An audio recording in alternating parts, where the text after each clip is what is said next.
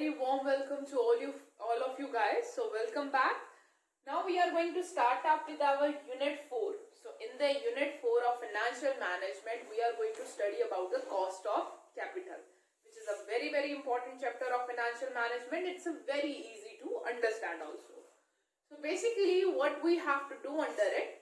So if you are able to recall the unit 2 in which we have studied about the financing.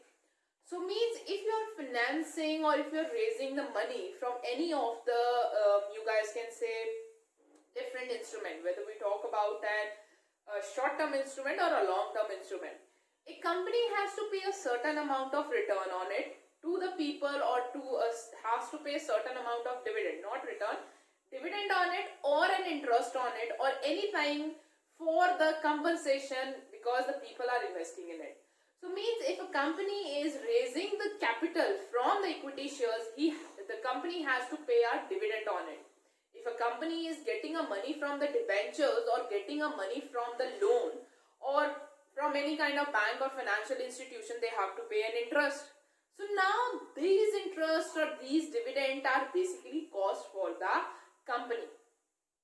If a company raises the money out of the retained earning, which generally not available with all the companies, then it is most cheapest one. Why? Because there is no interest or dividend has to be paid by the company. So this is the thing which they have to consider while raising the money from any of the source, that how much it is going to be cost to them. So this thing will be answered in this chapter, that is the cost of capital chapter.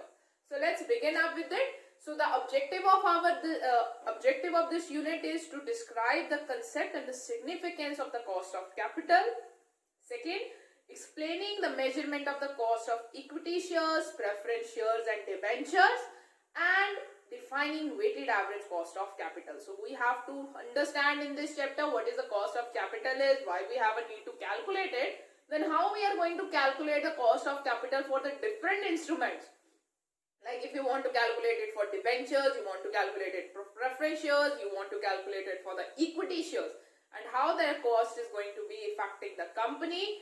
This is what we are going to study under this chapter. So let's start with the introduction first. So cost of capital, if we talk about the cost of capital, it is an important concept in formulating the capital structure of any firm. So when we talk about the capital structure, that is the left hand side of a balance sheet.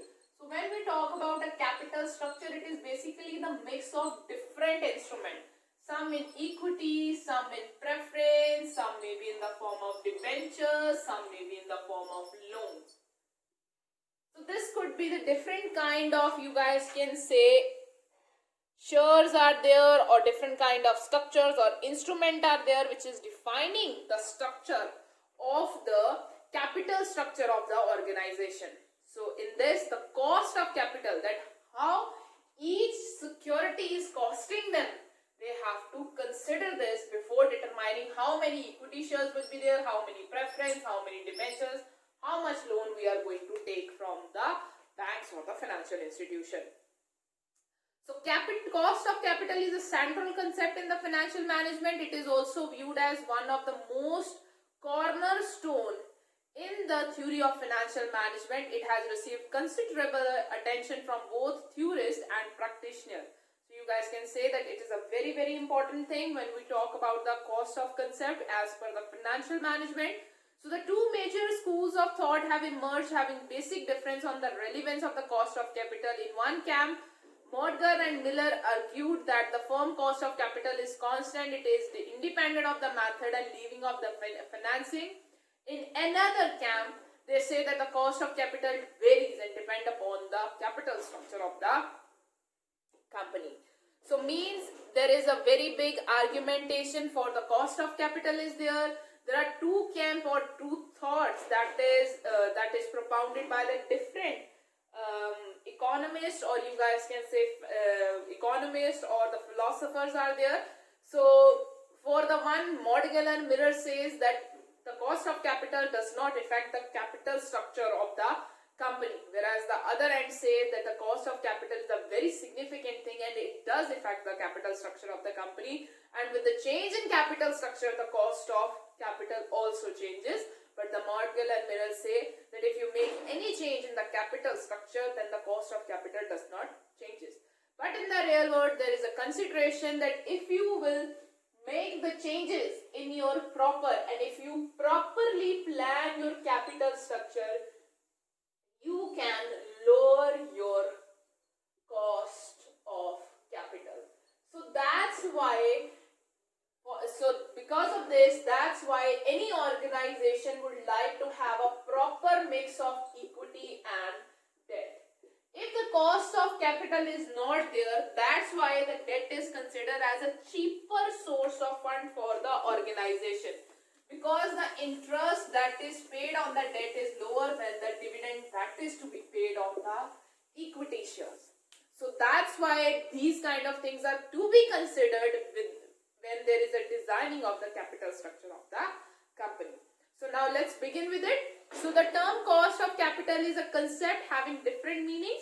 The 3 point of views that is related with the cost of capital. So in the book, it is given to you guys that the cost of capital, when we talk about the cost of capital, it's have different conceptual meaning and it's have a 3 point of view through which you guys can understand what is the cost of capital is. Let's discuss with the first view.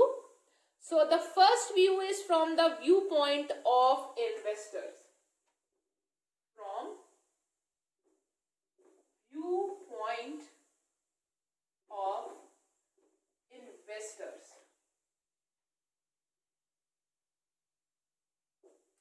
So what the investors consider what is the cost of capital is. So the viewpoint investor may be defined as a measure of the sacrifice made by him in the capital formation. So investors are the people, those who are putting the money into the business, whether they are putting in the form of equity share or the preference share or they are purchasing the debenture. So means in any of the way they are giving their money to the organization for use. So means they are making a sacrifice for the same. So cost of capital is a measure that how much they are going to get in return for the sacrifice they are making for the company. Means letting go their money and investing in the company so that the company can work. For example, Mr. A, an investor, invested in a company, equity share amounted to 1 lakh. So Mr. A has invested in a company for 1 lakh rupee. Instead of investing in a bank at the rate of 7%, if he wants, he can have a fixed deposit in the bank and get a rate of interest of 7% over there. He has sacrificed 7% by investing 1 lakh rupees in the company. Now he doesn't want only 7% in return, because if he is investing in the equity share, he has to bear a risk also. Equity share are the most risk bearing. So he wants how much amount he is going to get in return. That is a cost of for him. So this is from the point of view of the investor, that how much he is going to get into the return for making a sacrifice of investing a money into a company. This is a cost of capital from a point of view of a investor. So that is in the form of return for him. Now the next is from the point of view of the firms. Let's start. It is a minimum required rate of return needed to justify the use of capital. So it is basically minimum required rate of return that company needed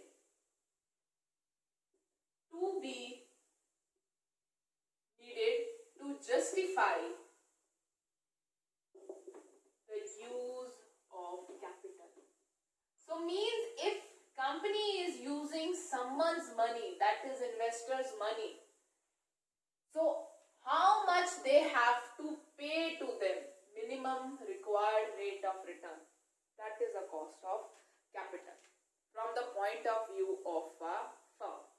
If I am using your 1 lakh rupee, you will not give me the 1 lakh rupees for nothing. If you are giving 1 lakh rupees and investing in it, you are thinking that you must earn this much amount of money on it.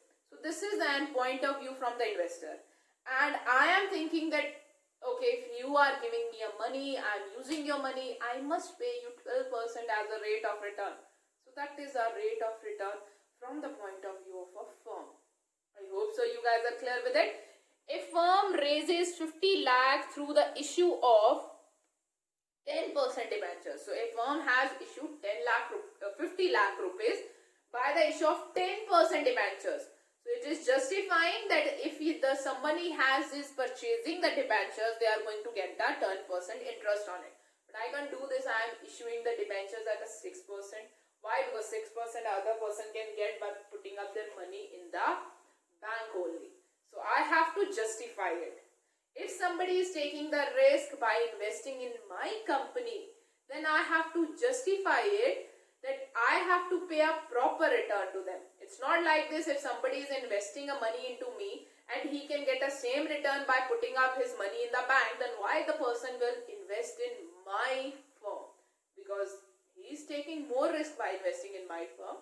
So I have to justify that risk also. So this is what it is related to the point of view of a firm. Now we have reached to the third point of view, that is a capital expenditure point. The third point of view is capital expenditure point. So this is the third point of view. The cost of capital is the minimum required rate of return. The hurdles or the target rate or the cutoff rate or any discount rate used to value the cost flow.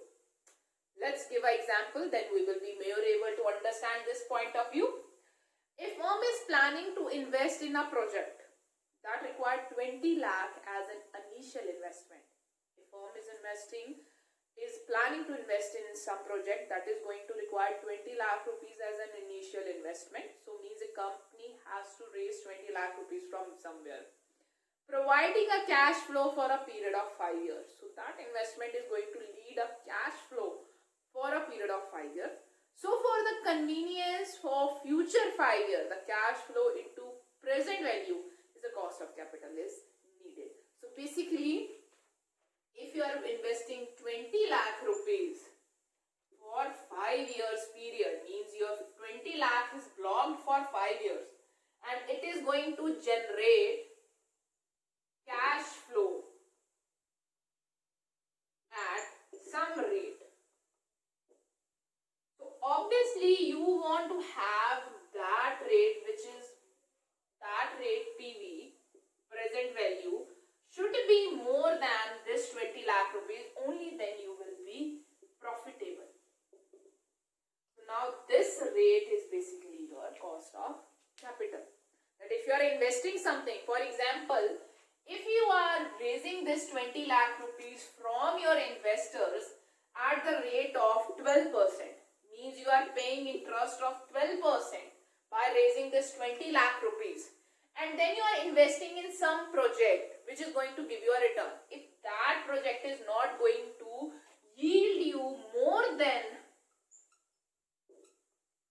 12%, then you can never be in profit. So for you, this is what it is, the cost of capital as per the capital expenditure point of view. But it is important that you just keep in mind from the point of view of a firm, which is the most important one, because it is a cost for a firm. So I repeat it again, from the point of view of a firm, it is a minimum rate of return they have to pay to the investor for taking a risk of investing in their company, giving them a capital so that use it. So this is a rate of return they have to offer to the investor for taking the risk by investing in their company. That is what a cost of capital is for the company. So company always try to keep this cost lowest so that they can also have the maximum profit for themselves. So meaning and the definition of the cost of capital, there are so many definitions that is given to you guys in the book. We will discuss one.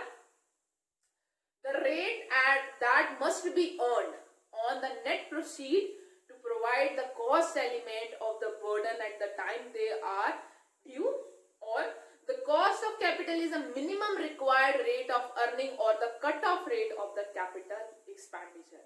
So cost of capital is basically the minimum that you must earn so that you can provide the amount back for taking the money from them and investing in your project. So the above definition indicates the following are the three basic concepts which is related to the cost of capital. So when the concept, or you guys can say meaning, or the definitions that we have discussed up to now, so it generates the three basic concepts of the cost of capital. So three basic concepts of COC, that is cost of capital. The first is it is a rate of return. There is going to be a rate of return which is related to it. Second is it is a minimum rate of return. So there is a rate of return and it is a minimum one. You provide above than that, no issue in that, but not anything below than that, because then you will not be able to justify it. Then is the cost of capital has three components. COC has three components, that is in the form of riskless cost, that the type of finance, that is a risk free cost. Second is the business risk premium, business risk premium, and the third one is financial risk premium. So before we come to it, let's discuss all these things. So when you talk about the cost of capital, the main thing that is going to be in the cost of capital is a rate of return, that how much amount you have to pay to them. This is what the main thing is. So the cost of capital is not a cost as such. In fact, it is a rate of return that a firm required to earn from that investment so that they are able to pay it back. For example, what does it mean? For example, I am raising 20 lakh rupees to invest in a project.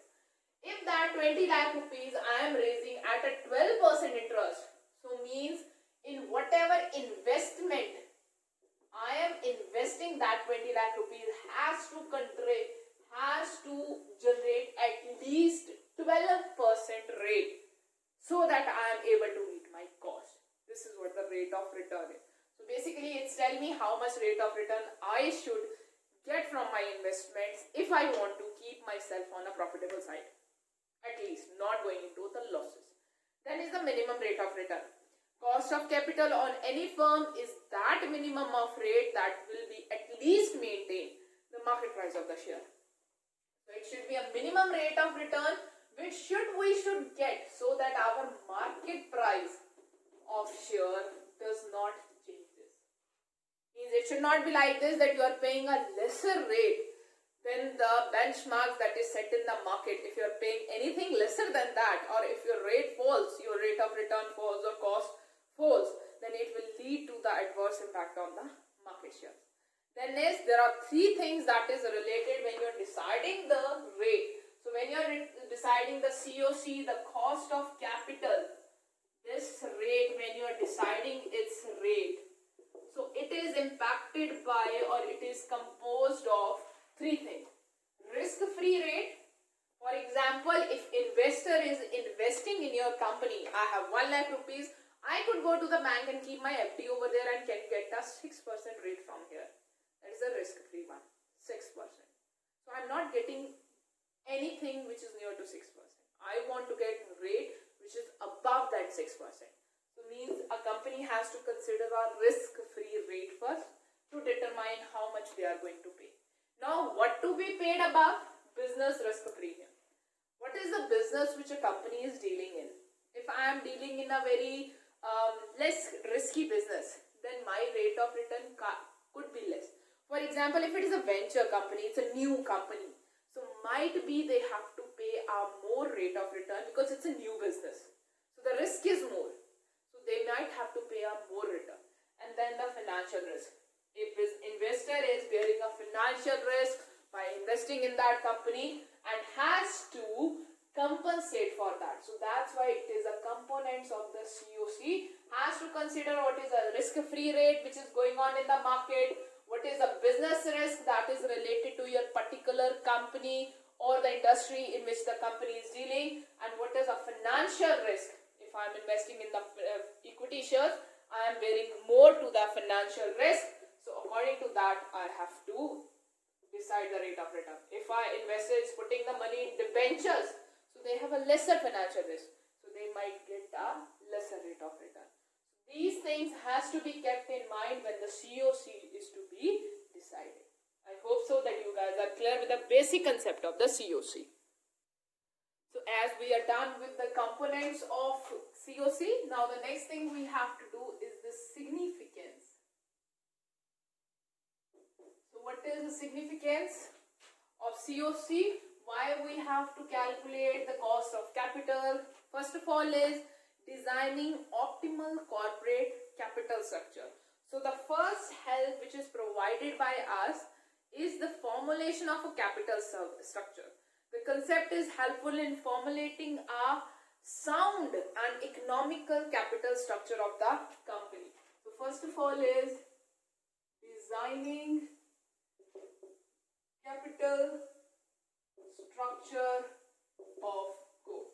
So means to define, to find economical and sound. So it's not like this that the companies are very risky, have more of the capital from the debt and doesn't have lesser capital from the equity, and having more equity capital, lesser from the debt. So it doesn't lead to the economy or the economic or the stability in the organization. To have that kind of a stability and at the lesser cost, the more benefit is to be availed by the company. They have a need to determine the cost for each instrument from where they are raising the capital, so that they can determine a sound capital structure for them which work best for them. Next is, while designing a capital structure, a firm executive have to keep in mind the overall, the minimum amount that is to be involved in each type of instrument that is there. And by keeping in view how much they will be paying to the each instrument, they will be determining their capital structure. Secondly, why we require the capital structure is for the capital budgeting. Now the next thing we will be studying after the capital structure is most probably the capital budgeting. So means after in the capital budgeting, we are going in the cost of capital, we are deciding that from where we are going to raise the money and how much it is going to cost us. So that is the cost of capital, that how much raising is going to cost you, and then keeping that fund with you is going to cost you. So after this, next thing is that once you have raised the money, you have to put that money in some kind of investment which is called capital budgeting. So basically the cost of capital tells you that how much, if you're raising a money from something, how much the return you are minimum required if you want to invest that money in some project. So that's why it is a very important decision for determining the capital budget also, in the capital budgeting also while making the investment. States that the COC, the cost of capital, is a concept which show the expressed in a quantitative term. So the COC is the very thing which is expressed in the quantitative term. We are very much clear how much return we have to pay to the investors back if they have invested in our company.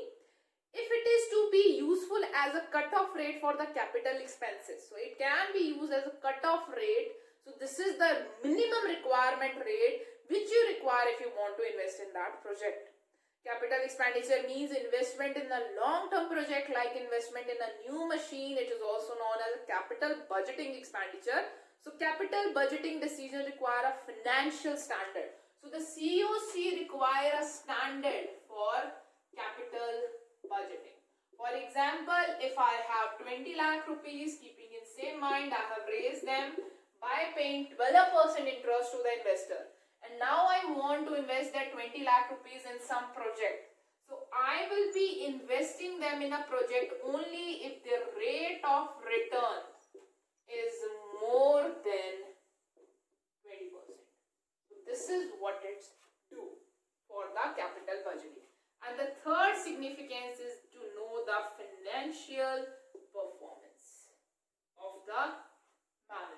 financial managers. The cost of capital framework can be used to evaluate the financial performance of the top management. The financial performance evaluation involves a comparison of actual profitability of the investment project with the project overall cost of the capital. So how you are going to do the financial appraisal of the financial management or the top management? By seeing these two. So first of all, you have to consider that how soundly and how economically and perfectly they have made the capital structure of the company, and then by giving a framework, by studying the framework of their investment they are making. So basically you are going to judge how profitably they have put it up a fund. So if they have raised something of 20 lakh rupees at a 12% interest, and if they are not investing in an appropriate rate, in an appropriate way to even generate this return, so means they are not working properly.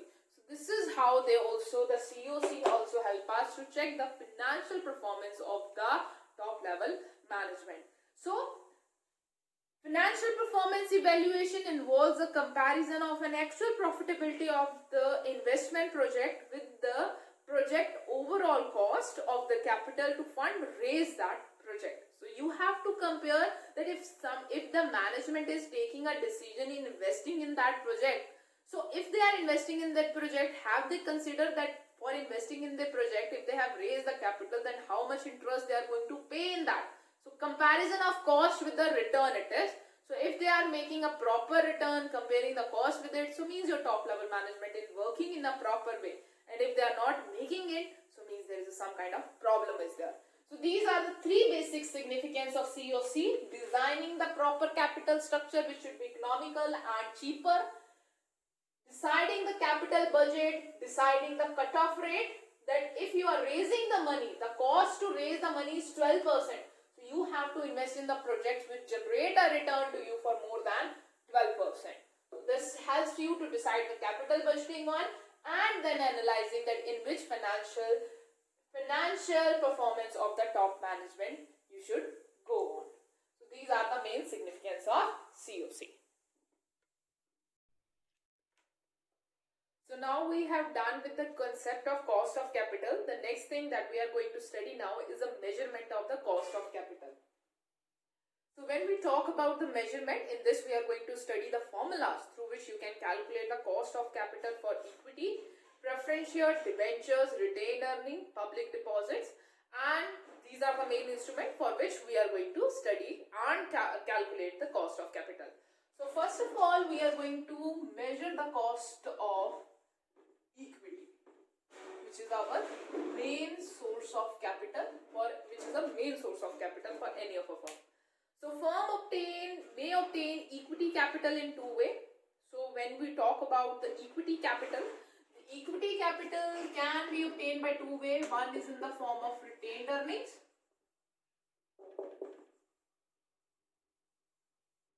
and the B is in the form of issue of additional capital. So means a new equity capital has been raised. So any of a firm can raise the capital or equity through two means. One is a retained earning. Why retained earnings? Because retained earnings are part of profits which belongs to shareholders.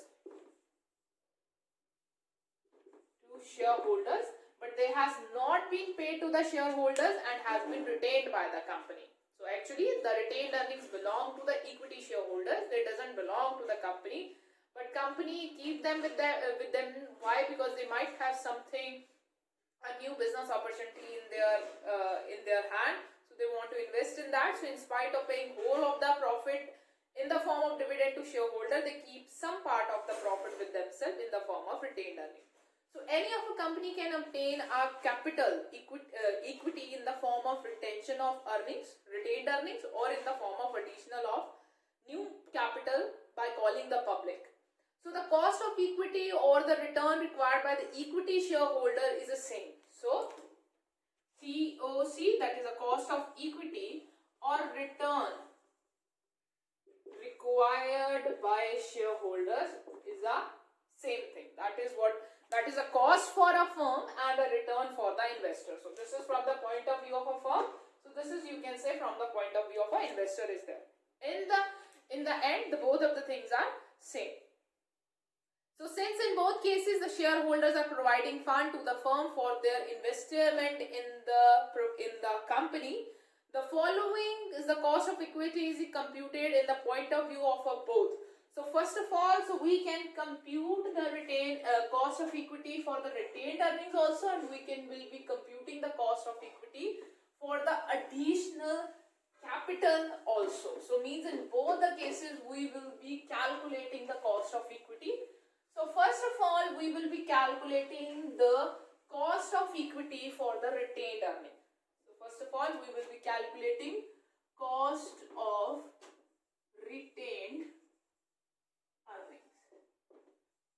Now let's start with it. So when we talk about the cost of retained earnings, so there is always some confusion. You guys can say there is always some kind of discussion that goes into it. That some people says, or some executive says, that the cost of equity does not have any cost. These are, a company does not pay any kind of interest on them, any kind of dividend of them.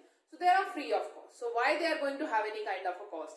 It is a surplus fund. It is a fund that is kept by the company, and company is not going to pay any kind of interest on it.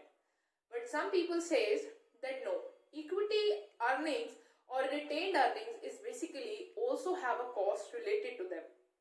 If these things were not to be retained by the firm and were to be paid back to the shareholder, they might have used those earnings to invest somewhere else and get money on it, or to earn some extra on it. So means they also have some kind of cost related to it. Let's repeat it again. The corporate executed and some analysis to formally consider retained earning as a cost free. So some cost corporate executive and some analysis consider that the cost of retained earnings are cost free because the company does not have any kind of legal binding to pay any kind of dividend or interest on it. And the company has its own entity different from its shareholders, and this is the money which belongs to not to the shareholders but to the entity. It is not so. Whereas the other parts say that the other shareholders or the shareholders are involved. Why? Although this fund belongs to the company, does not belong to the shareholders, but the retained earnings are from the part of a profit which belongs to the shareholders. So ultimately, whole of that profit should go to the shareholders, and company should not keep any kind of retained earning. So if a company is retaining the earning, means they are retaining their rights.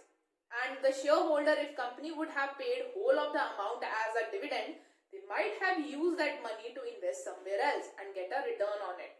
So that's why it is important to calculate the cost of retained earning also. So when we talk about the cost of retained earning, we will be coding it as a K. So K basically represents your cost of capital, and RE is basically retained earnings. So this is what are in the word we are going to write KRE. So this is how we are going to write it down. KRE, it is equal to, first of all, KE. That is a cost of equity. So it is a cost because the retained earning comes out of the equity, come out of the hand of the equity shareholder. So whatever the earnings on the equity is going to be there, the same return is to be expected by the retained earning. Why? Because if these earnings were not retained, they were to be paid to the equity shareholder, they might have invested that money somewhere else to get that return. So that's why whatever the return is there for the equity shareholder, that is the same return is to be considered for the retained earning. Then the next full formula is 1 plus TI divided by 1 plus TB and whole square into 100. So bracket close into 100. So this is the formula which we will be using to calculate the cost of retained earning. Don't get confused that it is a very difficult kind of formula. No. You just have a need to remember the formula. So I will be writing the formula again with the full explanation that what each thing indicates over here. So let's start. So we have to find the cost of retained earning, because retained earning are part of equity share, so their cost comes from the equity share also. Plus some adjustment is to be made in them. So I am making the adjustment.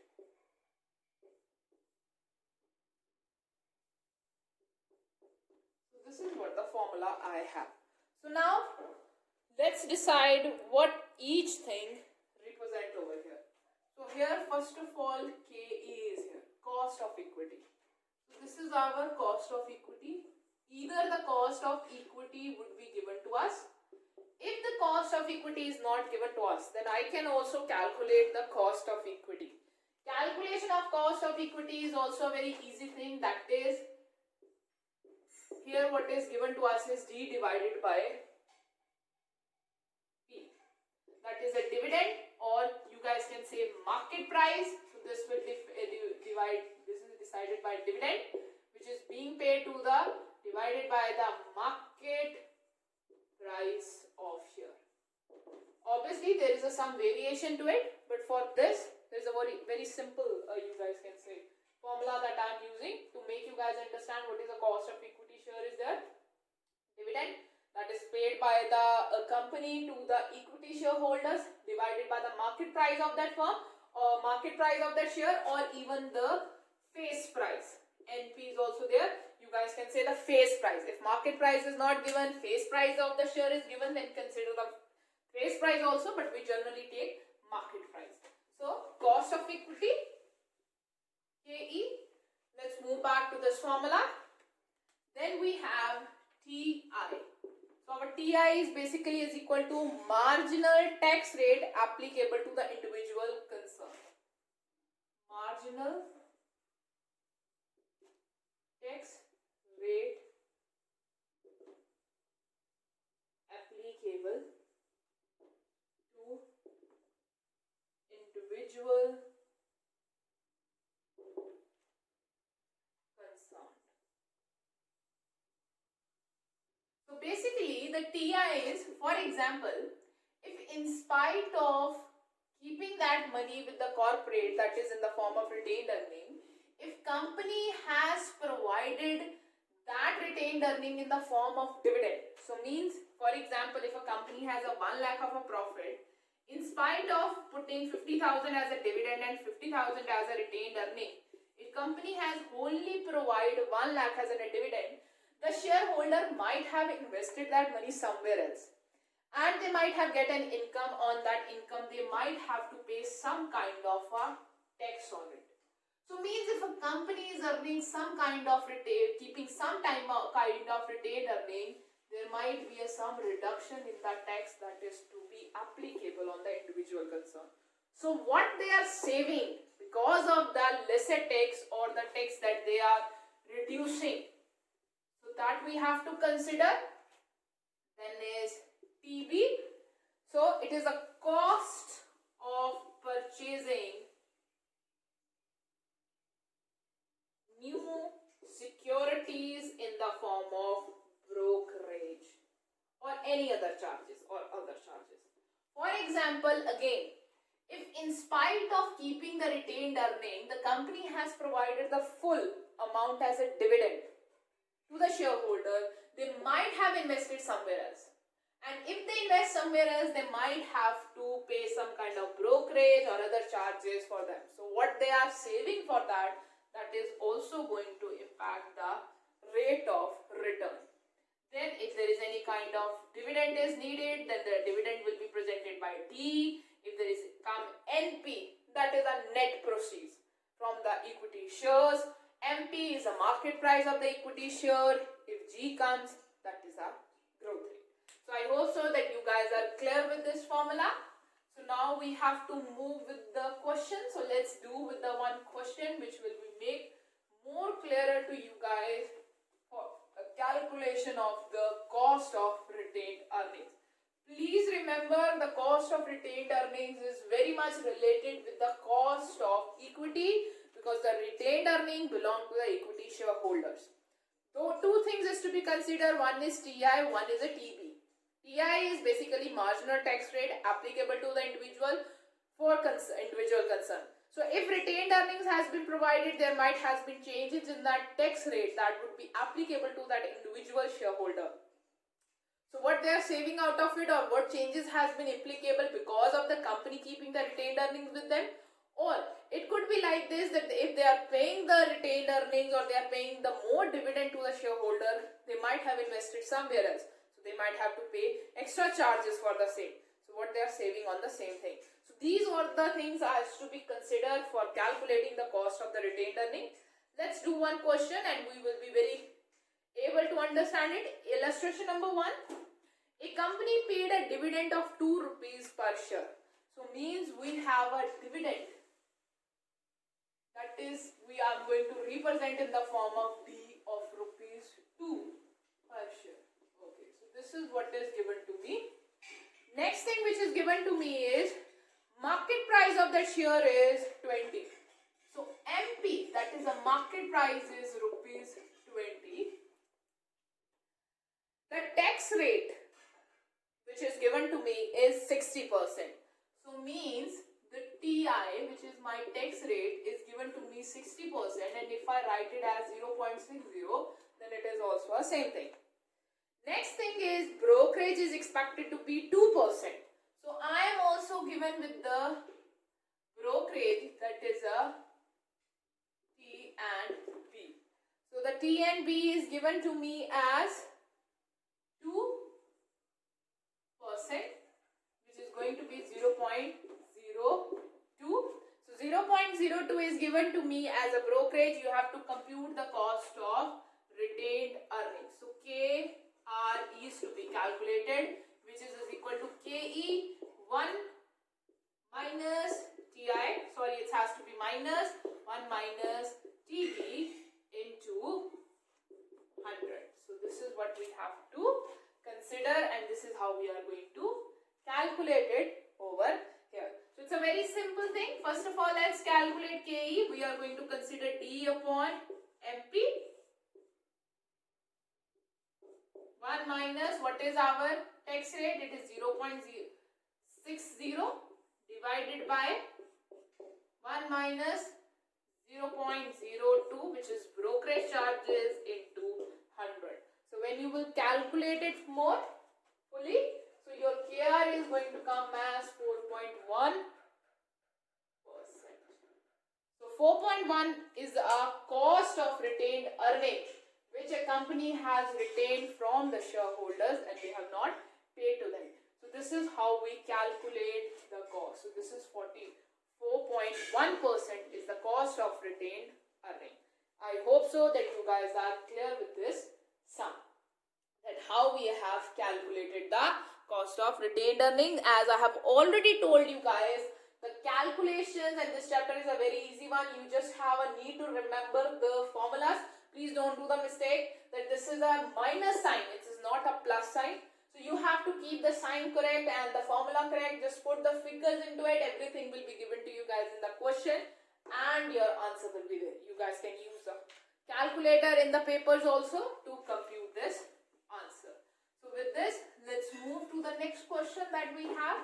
One more question of retained earning so that we can be more clearer with it, and then we will move to the next calculation that we have to do with us. So there is one more question which is given to us. Let's do it. ABC company, the cost of equity of capital is 14%. So in this case, we are given already with the cost of equity capital, which is 14%. So means you can write it 0.14 if we want. The average tax rate for the individual shareholders is 40%. So means the average tax rate TI is given to us is 40%, means I can write it down as 0.40. Next thing is given to me is an expected brokerage is 2%. So TB is given to me is 4%. It's 2%, sorry. So it is 0.02 is So the cost shareholders will have to pay while investing their dividend in alternative security. What is the cost of retained earning? So what is the cost of retained earning? The formula is KE 1 minus TI 1 minus TB into 100. So KRE with the retained earning cost is already given to us.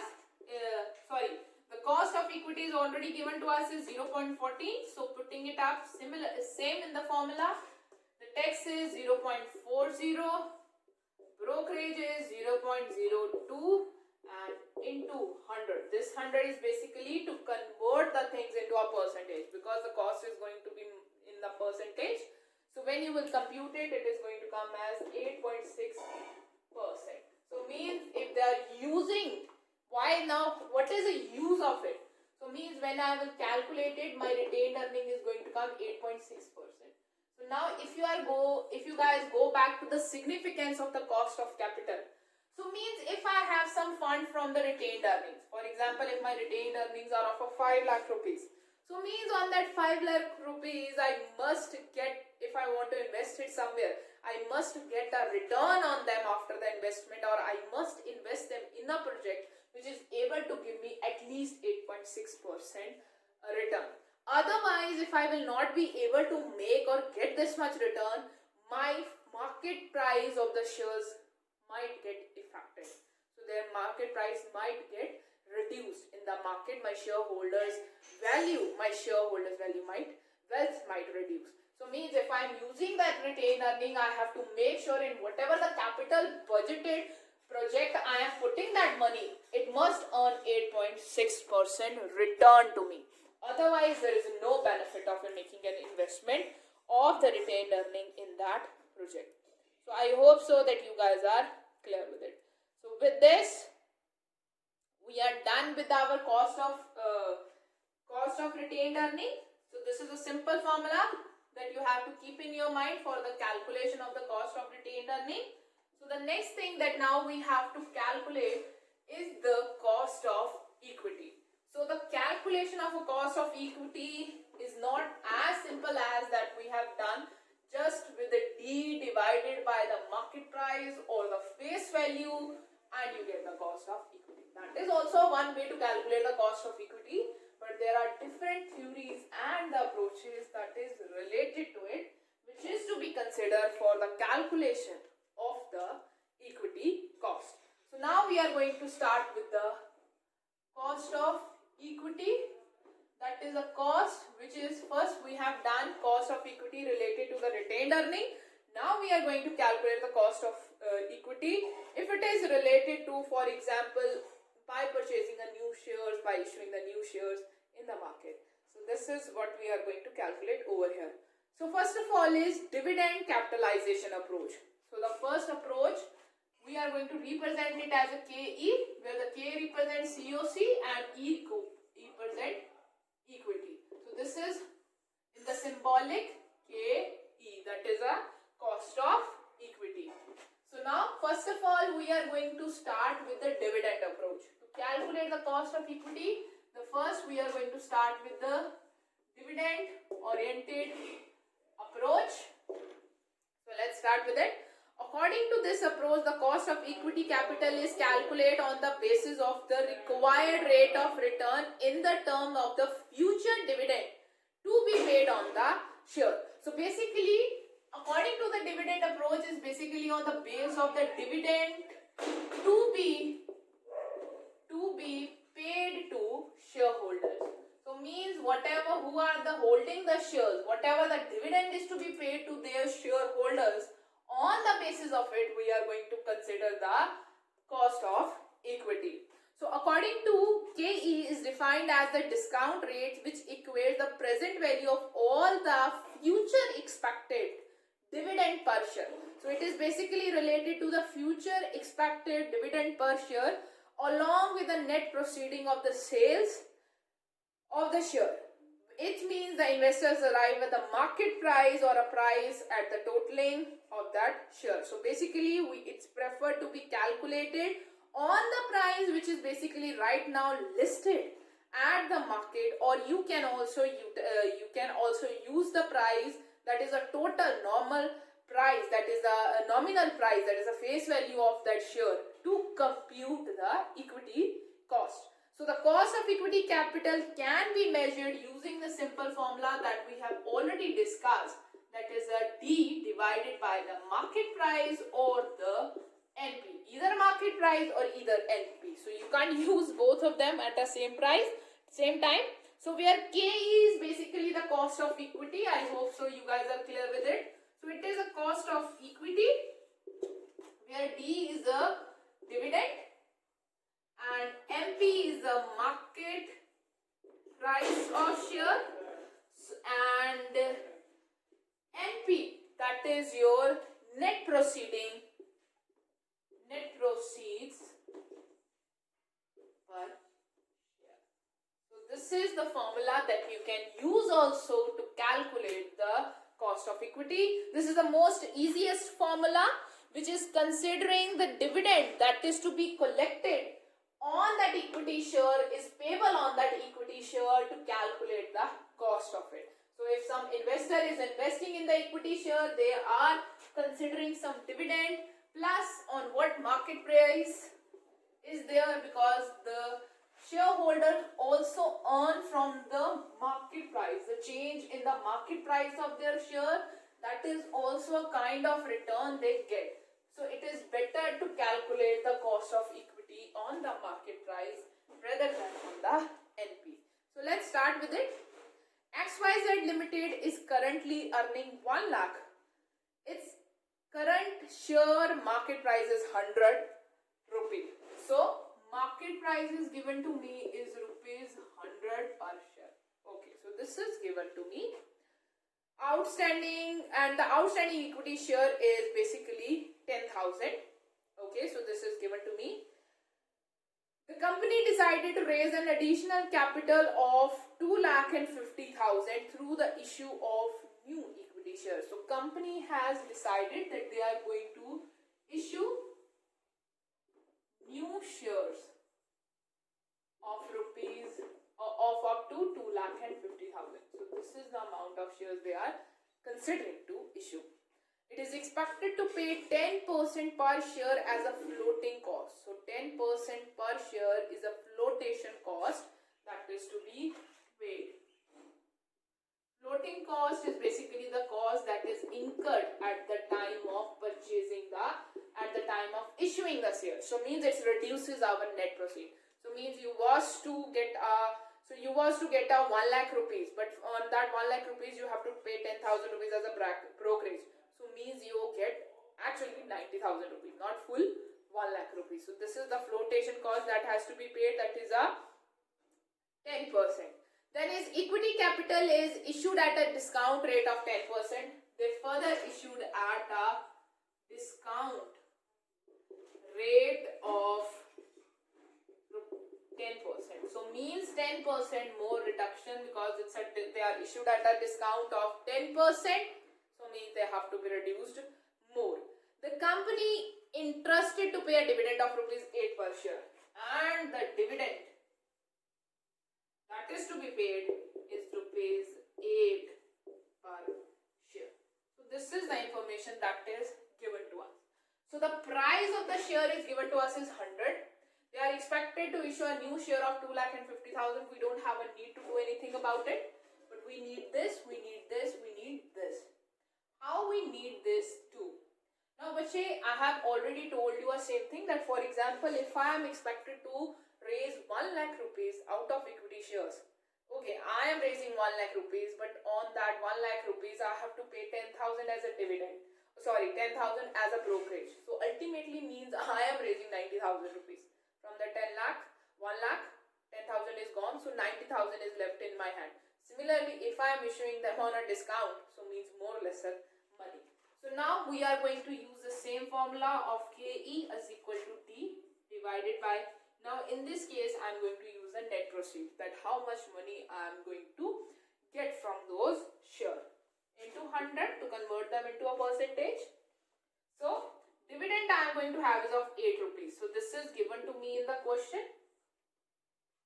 Dividend, that is 8 per share. So it's come over here. But now I need net proceed. Price is there 100. But there is flotation cost also, and there is issued at discount also. So this 10 minus 10 is to be deducted from here. So if you guys face problem, I can calculate it like this. So what will be our net proceeds? So net proceed will be the total amount is 100. So from it 100, first of all minus 100 into 10%. That is my flotation charges. So 10 rupees flotation charges I have to pay minus 10% discount at which they are issued. So 10 discount. So means my net proceed is 80. So means if I put it in a formula, so it will be 8 divided by 80 into 100. So means my KE will come as a 10%. So means my rate of cost of equity capital is going to be 10% for a company. So this is the simplest way to calculate the equity cost without any much do into it. So I hope so that you guys are clear with it. So now let's move to the next concept that we have, earning capitalization approach. So the next thing that now we have already done with the dividend. Now we are going to move to this was a dividend approach in which we considered dividend as a main thing, as a main kind of thing which has to be paid by the company from the by the company to the shareholders or the equity shareholders. And now after the dividend approach, the next thing that we have with us is a earning approach, because now they don't earn, the equity shareholders does not earn from the dividend only, they earn from the other aspects also. So now we are going to consider their earnings. So let's start with it. Earning capitalization approach. So earlier we have done dividend, now capitalization, now we earning capitalization approach we are going to study. So let's start. According to this approach, the cost of equity is the discount rate that equate the present value of expected future earning per share with the net proceeds of a share. Let's repeat it again, then you guys will get more clarity to it. According to this approach, the cost of equity KE is the discount rate which or that equates the present value of expected future earning. So it is basically based on the expected future earning which a shareholder may get by making an investment in the equity shares of that company. So the assumption of earning capitalization approach is employed under the following conditions. Constant earning per share over a future period. So this is one of the going to be a very major drawback. Constant earning is not always there. As the company grows, the earnings keeps on changing. So it's keep the earning constant over a period of time. There should be either 100% rotation ratio or 100% dividend payout ratio. So it should not enter this assumption when you are going to calculate the cost of equity as per the earning capitalization approach. So it should be like this: either the company is keeping 100% of the profit as a retained earning, or they're paying 100% as a dividend. So it should not be like this: 50% dividend, 50% retained earning. So this is the assumption of this approach. Next is the company satisfy the requirement through the equity share and does not employ debt. So there is all equity, there is no debt. So this could not also be possible, but still if you want to calculate the equity share as per cost of equity as per the earning capitalization approach, so in that case we are going to use the formula of earnings. So in spite of writing dividend, we are going to write the earnings over here divided by either the market price or the net proceeds that is given to you guys in the question. So this is just the thing which is different from the dividend to the earning. So means if I compare the two approaches, the earlier one in which I am using this formula D upon market price upon NP. So this is basically based on the dividend that is paid by the company to the equity shareholders, or the expected dividend that is expected by the shareholders from the company. It doesn't have any kind of assumption, and this is the main formula which is generally used for the calculation of the cost of equity. But when we do as per the earning approach, it is basically related to the future expectations, or the future expectations related to the earnings of the investor by investing in the shares of that company. So what we do, we just use E divided by market price and NP, and it is based on some assumptions like there will be 100% payout ratio, and the earnings will not change, and the company only have equity and does not employ debt. So that's why this approach is not that much practical. So in this case, if for example well-to-do a company is earning 15% operation profit on its share capital of 2 lakh. So means the share capital of 2 lakh whose face value is 200. So we are given with the things, and you guys can calculate the equity, cost of equity through it. So it's net proceeds, or you guys can say face value. Let's write just face value. So the face value of that share is given to me is 200 rupees. So means there might be some kind of changes that could be there. It then interested to go for an extension for which the company required an additional capital of 10 lakh rupees. So they want to raise 10 lakh rupees extra. The company is raising this amount by the issue of equity share at 10% premium. So now the company is issuing at premium, not discount. Premium is 10%. So means this will be the addition in the face value in the net proceeds. And flotation charges are 5%, and flotation charges are 5%. So you have to calculate the cost of equity. So in this case, I don't have a earnings first because I missed this part. So let's read it the question again. So well-to-do company limited is currently earning 15% operating profit on a share capital of 20 lakh. So it is a 15% on 20 lakh. So from here I can calculate my earnings also. So with this I can calculate the earnings, I can calculate the net proceeds also, and I can easily calculate that what will be my cost of equity. So now let's start doing this sum. So first of all I have to calculate the earnings. To calculate the earnings, it is simple as that. On 20 lakh, that is the total investment I have made, I am on that getting 15% return. So it is going to come as 30, 2, 3, 4. So this is what I am earning on that thing. So my total earning is going to be 3 lakh. So I can't consider this 3 lakh rupees because it should be per shareholder. Per share. It should be per share. It is my total earning. So now I have to calculate it on a per share. So let's consider how many number of shares that I have. So information is also given to me. The total number of share capital that I have is of 20 lakh. So means my share capital is of a 20 lakh. And per face value of that share is 200. So means the number of shares that I have is going to be 10,000. So I am going to divide 3 lakh with 10,000, so that my earning per share is going to be 30. So now I am going to use it to put it up into the formula earning by net proceeds. So I also need net proceeds. So for the calculation of net proceed is 200 is at which I am raising, but now the premium is there. So premium is to be added into it. How much premium on 200?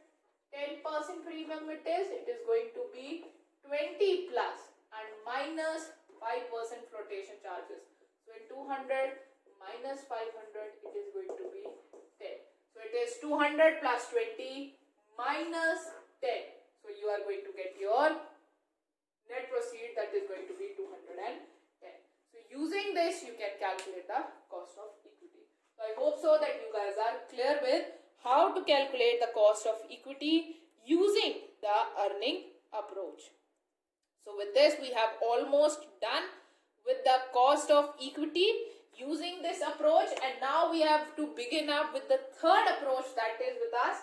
With that, we will be done with the whole cost of equity, that is a dividend approach plus growth. So this is one thing which is also considered while calculating the cost of equity, that is our growth, which is a very important aspect for the cost of equity, because you know that if you have invested in any company for a period of time, it's not like this, because the dividend amount is not certain. Every year they might not pay you 10%, every year they might not pay you 5% or 20%. The dividend amount keeps on changing. Why? Because the company grows. So now the next, and that growth benefit basically goes to the shareholders. So now this growth is to be considered in the third approach for the calculation of the cost of equity, that is dividend capitalization plus growth, dividend growth model that we are going to use. So computation of cost of equity capital based on a fixed dividend rate may not be appropriate, because the future dividend will grow as the company will grow. The growth in dividend may be a constant perpetually or may vary over a period of time. So growth can also vary. So growth can be 6% every year, or it could be 6%, 8%, 10%. So depending upon that, the formula of the calculation of cost of equity will change. Since considering the growth in dividend, generally the investor invests in the equity basis on the basis of expected growth in the dividend and the company over a period of time. Because if somebody is investing in the equity share, they are not investing because they want to have a regular dividend throughout the years. They want to grow. If they want to have a regular payment, then why don't they go for the debentures? Why didn't they go for the debentures? They invest over there because they are more secured. Expected return is very much certain over here, whereas this thing is not very much applicable in the equity share. They invest in the equity share because they want to grow. They want to make their investment grow in the organization. So for that, when you are using the dividend capitalization model plus growth, so the formula for the calculation of the equity cost of equity is KE divided, that is dividend divided by the market price or the net proceed plus the growth rate that we are going to have. This is the simplest thing that we are going to do. So I'm not going to write the growth, but it is G. So I hope so that you guys are clear with these. So this represents the growth. So the G represents the growth over here, and this is how we are going to calculate the cost of equity using the dividend plus growth model. So let's do one more question with it, so we will be able to compute the things with it. So sometimes there is also a change in dividend also. So if there is any change in dividend also, the dividend has also grown over the period. Dividend, if growth is there, so you might is given with a two type of dividend. We need dividend of current year. If the dividend of previous year is given to us, so we consider it as a D naught. Okay, so we consider it as a D naught. So from D naught you can calculate D1. So how you are going to calculate it?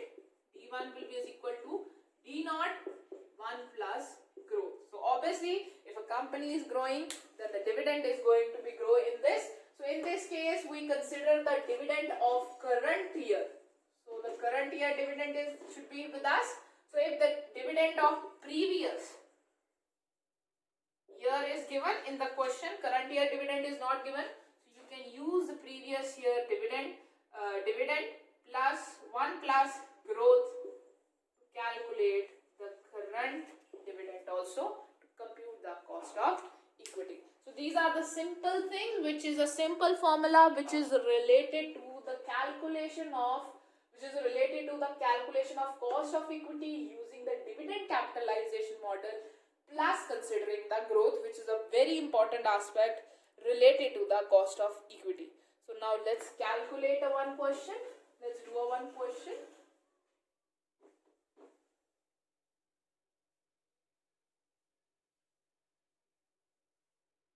So equity share of a paper manufacturing company currently selling for 100. So means I am given with the amount of that is 100, might be net proceed, might be market price. Okay. It's want to finance its current expenditure of 1 lakh rupees either by the retained earnings or selling a new share. If company seeks to sell share, the issue price will be 95. So means if they sell, then the issue price they are considering is rupees 95. So this is what it is given to us in the question. The expected dividend of next year. So the expected dividend D1 is also given to us of rupees 4.75. So 4.75 is given to us as an expected dividend. The dividend is expected to grow at a 6% pre-factually. So the growth is given to us as a 6% also. You have to calculate the cost of equity capital. So I have to calculate the cost of equity capital considering in mind that how much I am growing over a period of time. So this is the simplest thing which is given to us. So I have to calculate it for the internal also and for external also. So this is given to me. So means I will be calculating for 100 also and 95 also. So means for both of them I will be calculating my cost of capital. So let's calculate, because KE D1 divided by, that is right now market price with me plus growth in it, that is a G. For other KE D1, that is a net proceeds into plus growth into it. So this is what we have to do into it. So in this case the dividend is going to be 4.75 and this is going to be 100 plus 0.06. The growth that we are considering, that is going to become as 10.8%. Simple as that. In this case the dividend is going to be 4.75 same, but MP is going to be 95 plus 0.06 and the amount or the cost of equity is going to be 11%. So this is how we calculate the cost of equity considering or keeping in mind the growth over a period of time. So this is the simplest formula. So in this we have to consider for the internal and external. So we consider both the prices 100 and 95 for the calculation.